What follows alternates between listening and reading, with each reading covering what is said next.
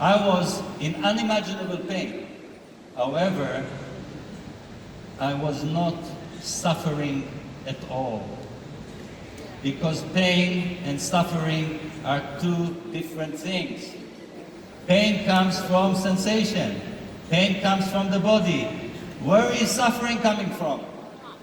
The suffering is coming from the mind.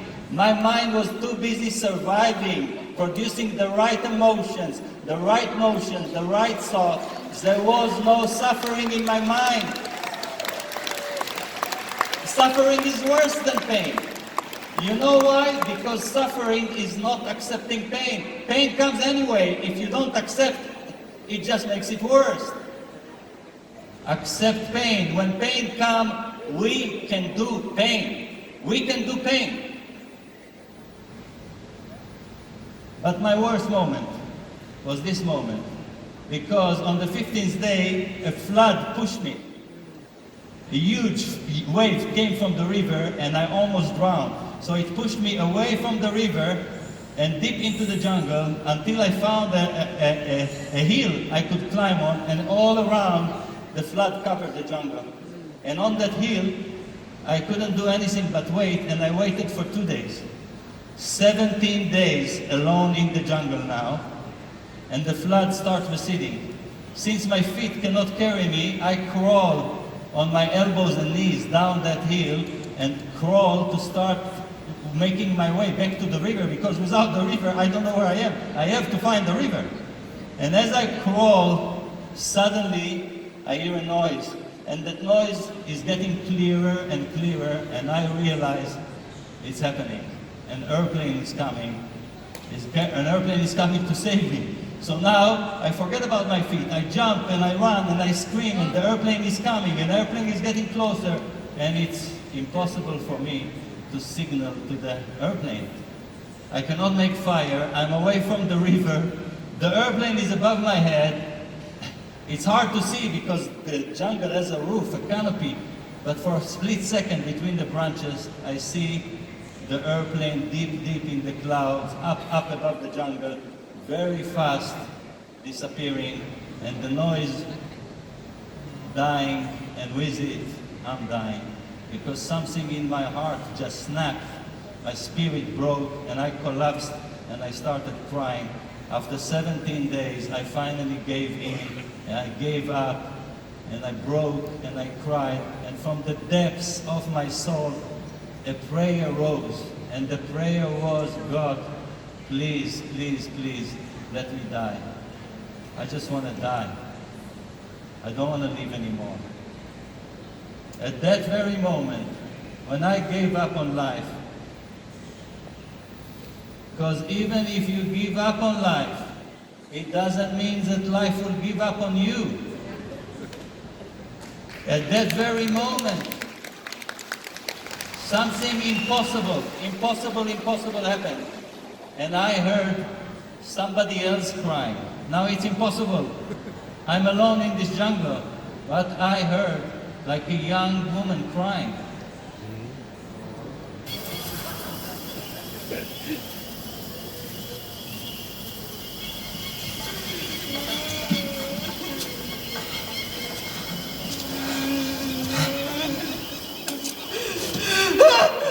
Don't run! Please, don't run!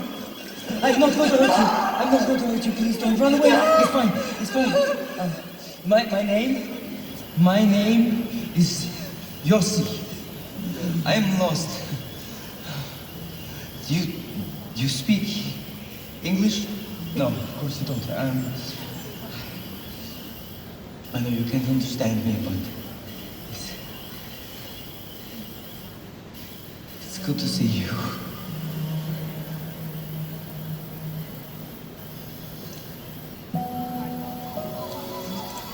We just have to keep heading for Rurinabake and never stop.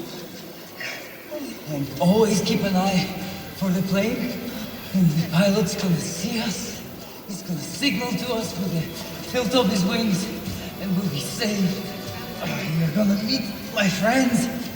But out here, something happened to us.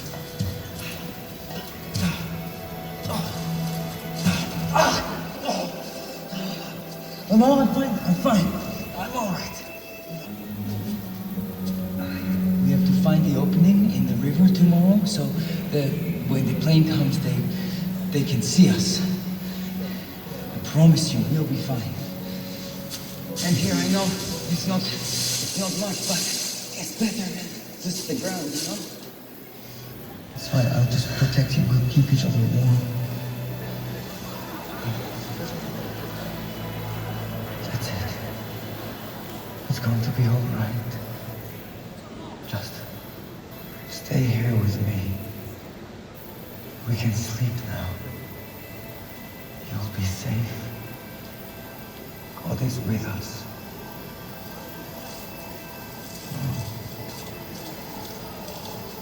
It's okay. Just go to sleep.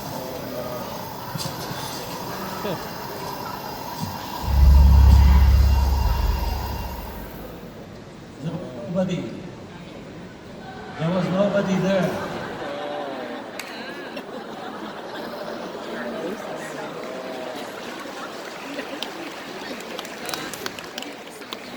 There was nobody there.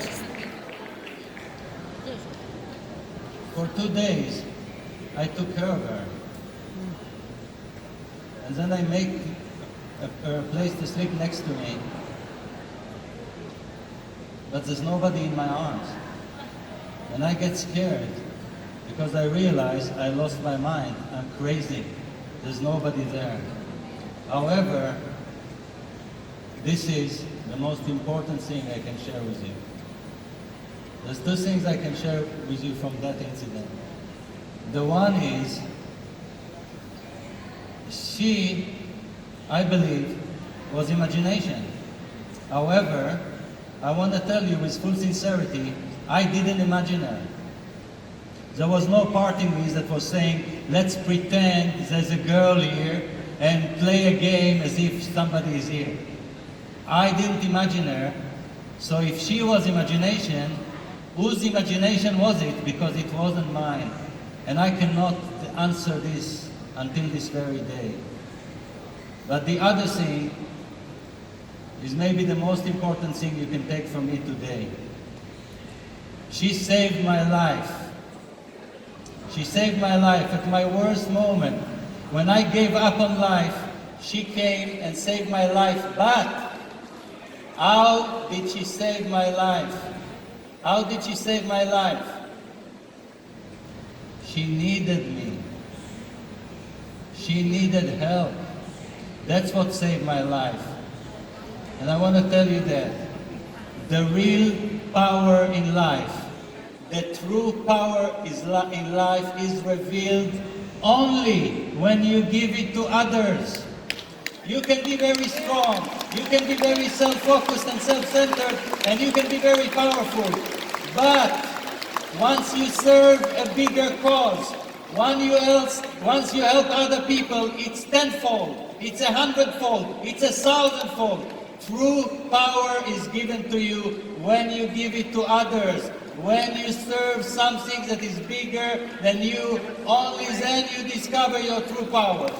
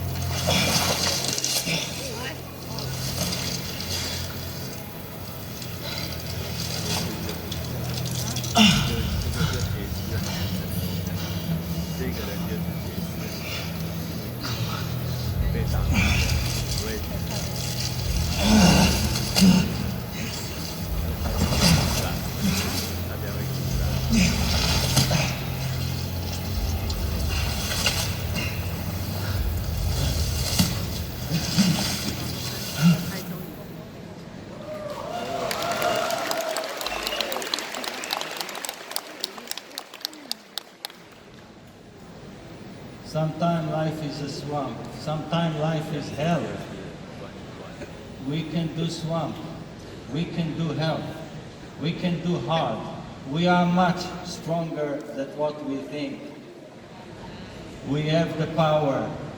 Resistance is part of life. It will come and meet you. Never stop, no matter what. You can keep moving. However, at this point, when I'm outside of that swamp, after hours, inch by inch in the mud, I cannot get up anymore. I'm lying there outside the swamp and I cannot get up. My feet will not carry me. I'm exhausted.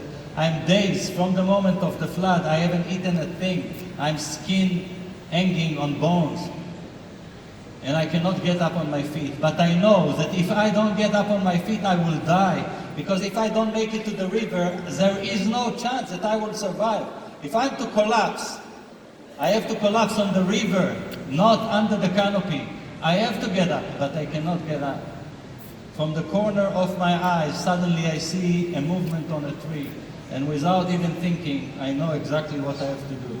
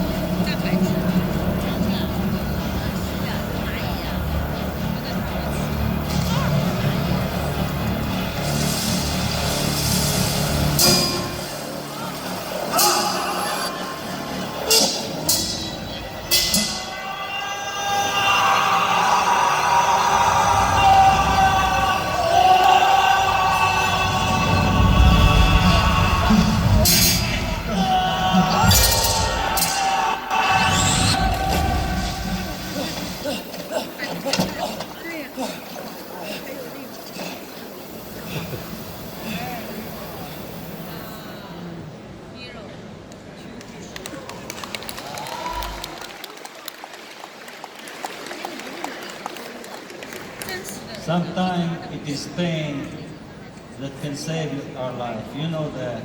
You know that from the struggle, from the challenge, that's the way actually we build our character. That's the way we build our business. That's the way we build our family. We cannot escape pain. And sometimes we have to welcome pain. And sometimes we have to take upon us pain. But we never have to be victims. Never. Now, finally, I can collapse. But there's one more thing. I know I'm about to lose my conscience. I'm too weak. And I know that I have to do one last thing, and that's to create my initial on that beach. So if an airplane comes, at least they see something and they can find me, because I know I'm about to lose. I have no power. So the last thing that I do is I roll a few logs and I create my initial. But as I roll this log, under a log, suddenly I see a turtle. Now you have to understand, for 6 days I haven't eaten anything. And then I see a turtle. And of course, what I think is immediately, I'll pick a rock, break the turtle, and I will eat its flesh.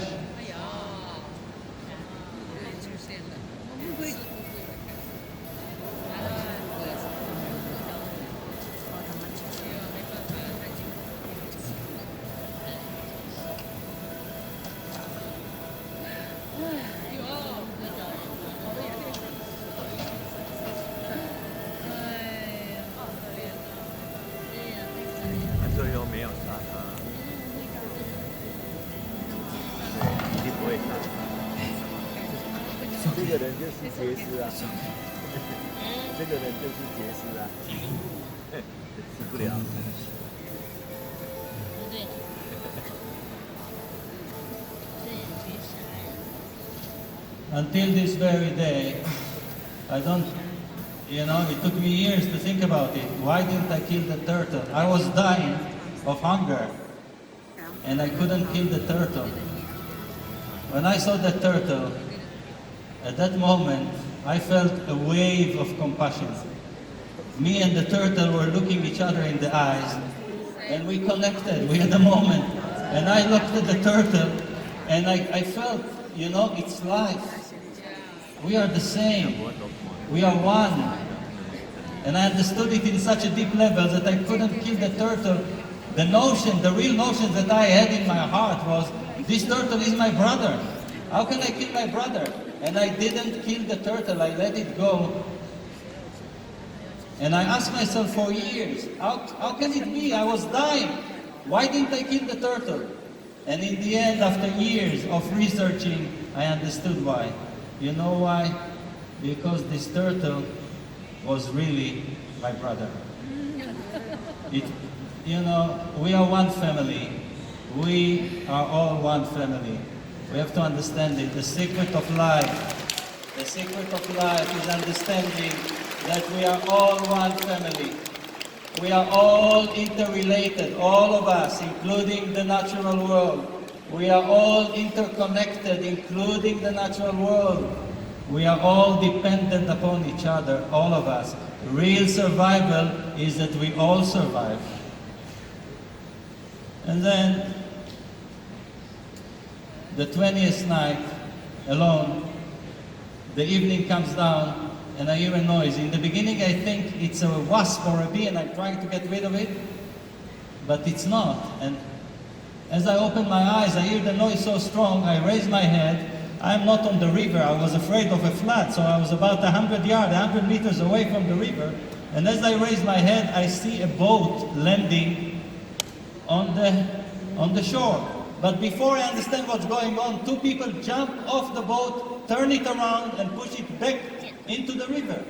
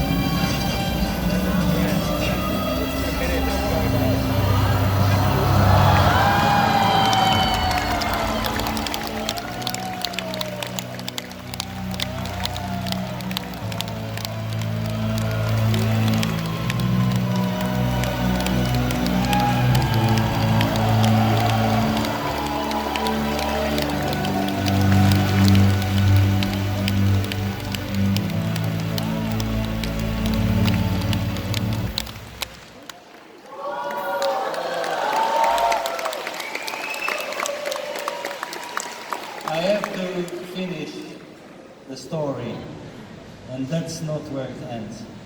Kevin came back. Kevin was found by the Chupiamona people, the only tribe that lives on the Tuichi River deep in the Madidi. Kevin came back with the Chupiamona people to look for me after the airplane just did his duty, never really searching. Kevin risked his life, but it was the Chupiamona people that led him. And after 3 days of searching, in a miracle, they actually stopped to turn the boat in the place where I collapsed the night before. But this is not the end of the story. The end of the story is 10 years later. 10 years later. in 1992, I went back to the Amazon and I went to say thank you for the people that saved my life. And I took a boat from Rurenabake, the jungle town, 8 hours upriver, the Tuichi River, to find the Chupiamona people, the only tribe that lives in the Madidi. And when I made it finally to the Chupiamona people, they got all the, as they call it, the nation, Nación Chupiamona. This nation is 850 people. That's the entire nation of this tribe, the Chupiamona. And I, with my, by then a bit rusted Spanish, tried to say, thank you so much, I came back to thank you for saving my life. And there was a big ceremony. And song and dance and beautiful. But then later, the 3 leaders, the chief and his 2 assistants, they took me aside and said, we need to have a little conversation. And they said, look, it's very nice of you to come all the way here, so far, and tell us, thank you for saving your life and Kevin's life. But you don't know something. We are dying. This entire tribe is dying. Our entire village is going extinct. Will you do something to help us save our lives? In a situation like that, there was nothing I could do. I say, of course, I will do anything. I will do anything. But what happened? Why are you dying? And they tell me, why are they dying? It's not fun anymore to be wild native in the jungle. What it means is poverty and disease and no care. So they live there, and the youth that see the jungle town, they go to the jungle town and they get a job and they scrub the floors and they wash dishes, but they get a few pennies, a few pesos. And one by one the youth is leaving the village. They don't want to leave that remote in poverty. And when the youth is leaving and not coming back, the village is dying. And they say, the village is dying, but we have a dream. We have a dream how to save the village. And then they tell me their dream. And this is their dream. Not far from the village, there's a small lake, so precious. This lake is untouched and has all the animals around it. Beautiful, beautiful lake. On that lake, their dream, and they will build a resort. They're the poorest people in the world. They have nothing. But they will build a resort. And their youth will be building the resort. And their youth will be managing the resort and being the motor man and the guides and the cooks and the maids. And so not only that they can make money. Why they make money? Because they say it's so beautiful that people from all over the world are going to see that resort. And so they'll make money, but not only money, they'll save the village, but also their pride. They live the legacy and take pride of their culture, and that's how they save the village. And I think about what they tell me, and I know it's impossible. It's impossible to do. There's no way even to get there. There's no flights. The road is the most dangerous road in the world. You cannot trust the river. How can you bring tourists to such a remote place? And how do you build resort when you don't have $1 to your name? So they're naive. The naive, what's good about the naive? The naive doesn't know that it's impossible. And if you don't know it's impossible, it is possible. So, I went back to Los Angeles, and I talked to a few people. Nobody said, there was no investor in the world that was going to help me. So what happened is the following. I do a party, a fundraiser, and I bring a lot of people, and I raised $8,000. And with $8,000, I fly back to Bolivia. I take the boat back up the river. I go back up to the village of the Chupiamona people. I put the $8,000, the most money they saw in their life for sure. I put that money and I said the project has begun. And I stay with them in the village for 3 years. I stay with them in the village for 3 years. And in the 3 years, you know, after a few months we run out of money. We run out of money. But in the 3 that few months, I learned so much about the jungle from them, and from, as I told you, my hobby is reading. So I got an idea, and I wrote my idea on a 3-pager. I wrote a 3-pager. I have nothing, no knowledge, nothing. And since I don't have money, and I knew that no investor will invest, I said, we will get a grant. So I took the 3-pager, and I flew to Washington, D.C. I flew to Washington, D.C. because there's as many organizations, and I said I'll raise money in Washington, D.C. Please listen. I arrived in La Paz. I had no money to fly from La Paz to Washington, D.C. There was no money. I didn't see it as a problem because I said I will go to the national carrier and tell them my story and they will give me a ticket. So I knock on the door of Lloyd Aero Boliviano and I ask to speak with the manager. And the manager comes and I tell him, here in your country, this tribe, deep in the Madidis, they're dying, but they're brave. They're going to save themselves. They're going to build this resort. Thousands of people from all over the world are going to come. And this guy is telling me, I'm so excited, I'm so moved, but I have no authority to give tickets. I cannot help you. He said, look, the chief manager is here. I'll introduce you. He pulled me one flight of stairs, pushes me to the door through the chief manager. I enter the door and I tell the story to the chief manager. This tribe, they dying, but they have a dream. And then the chief manager is a dead fish, okay?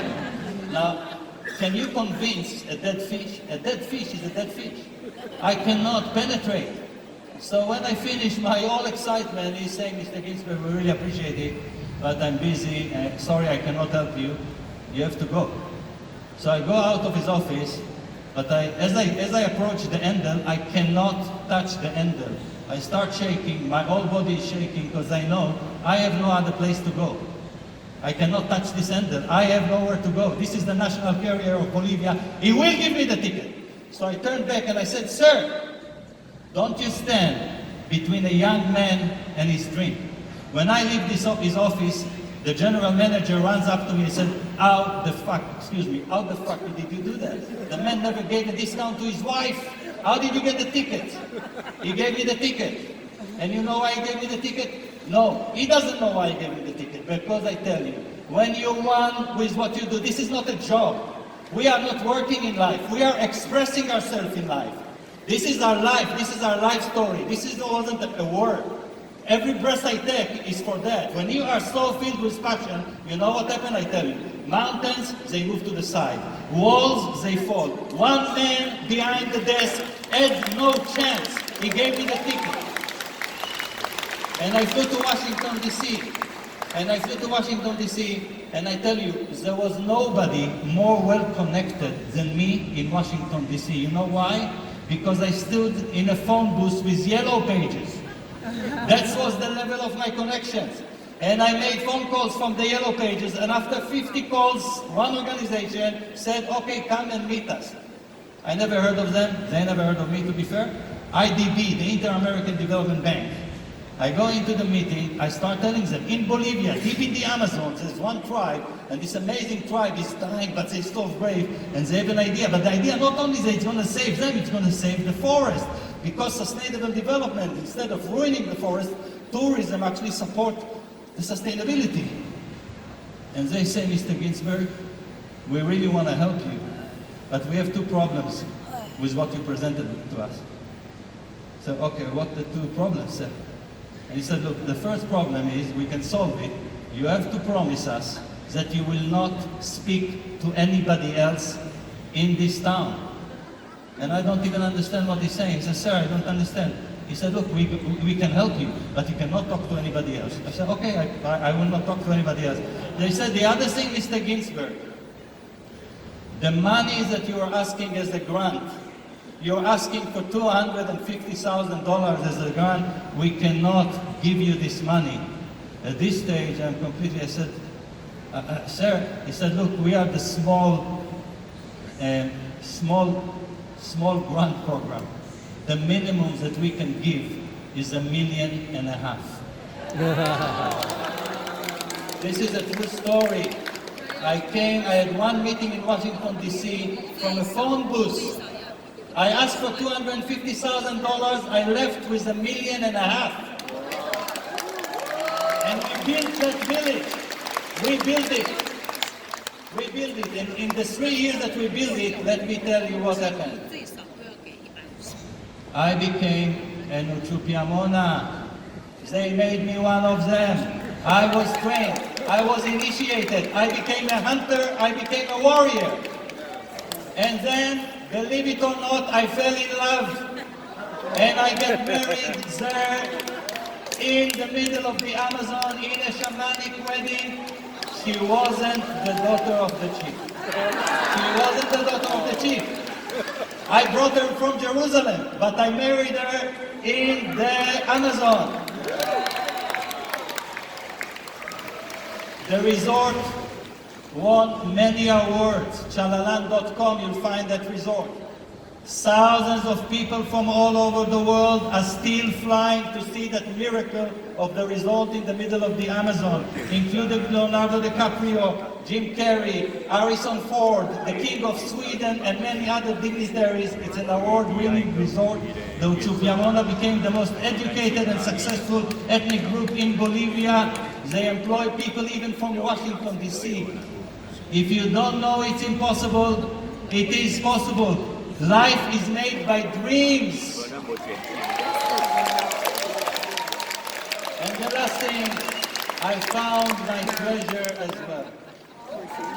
And this is my treasure. The privilege of standing here and standing in front of people all over the world and sharing my story is the biggest treasure that I could have. Thank you very much. Ladies and gentlemen, from hero, Mr. Ghinsberg! Amazing! Thank you so much, sir. Thank you for covering.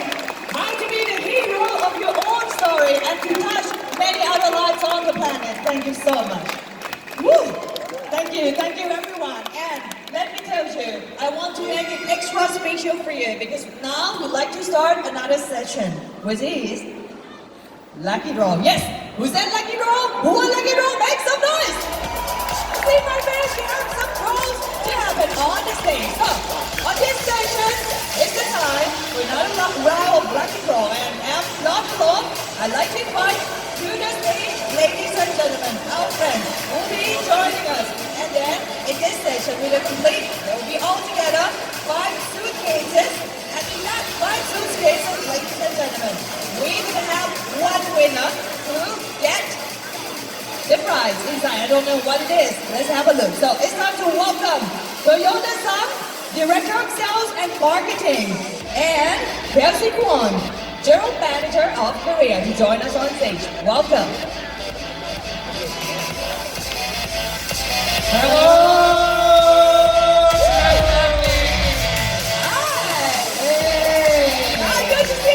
This is another exciting time for Lucky Draw. You're excited? Yeah, I'm so excited. Yeah, you're excited. Let's prep all the things because we will be having all together 5 suitcases. Yes. Do I have this 5? Yeah, let's have a look. 1, 2, 3, 4, 5. Oh my goodness. Oh my goodness. Yeah, 5 suitcases. Wow. Because yesterday, somebody retook it. You remember? Let's go. Wow, so excited. You're excited, sir? I want to get it. No, I'm so sorry. So, one of us here gonna get it. Let's see what's gonna be the number. Okay. Who's gonna be drawing? We're gonna draw. Okay? Okay, you can draw it. Okay, let's see. Exercise. Yeah. Who won it? Make some noise! Who won it? We're Who got the prize? prize! Alright. South Korea, do you want it? Thailand, do you want it? China!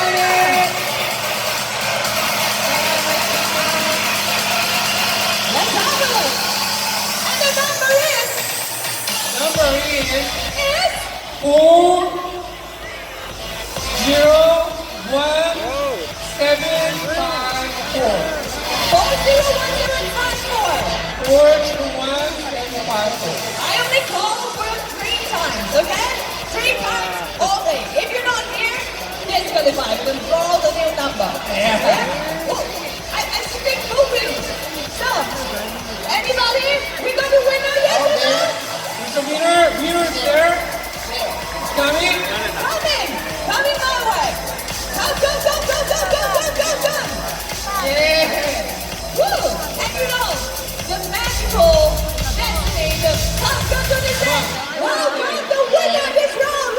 go. welcome to stage. There's a magical connection. If you come to the stage and you get to choose your own destiny. Which number gonna be yours? Which number? Yeah, because you have to look. There are a lot of prizes. A lot of prizes. Yeah. Okay. Number 4. Number 4. 4, yes. Number 4. So ladies and gentlemen, number 4. Do you want to know what is inside? You want to know? What is inside? Do you know it? Do you want to open it? 你要开吗 Okay, 我们来看. Let's see what is inside. Let's go and grab it. Okay. I want to see it. What is inside? You saw it, alright? There are a lot of prizes. There are laptop, there are Gucci bag, there are Gibson Lauren bag, there are AirPods, there are laptop, there are a lot of amazing prizes. I want to see what is inside. Luxury, beautiful bag. What is inside? Open it. 还有点好吗？我觉得。Wow, Gibson Lauren, ladies and gentlemen. Open it, unwrap it. I want to see it. Unwrap it. 打开给大家看，谁先看？谁先看？谁先看？举手，举手，举手，举手。啊 ！Oh my goodness!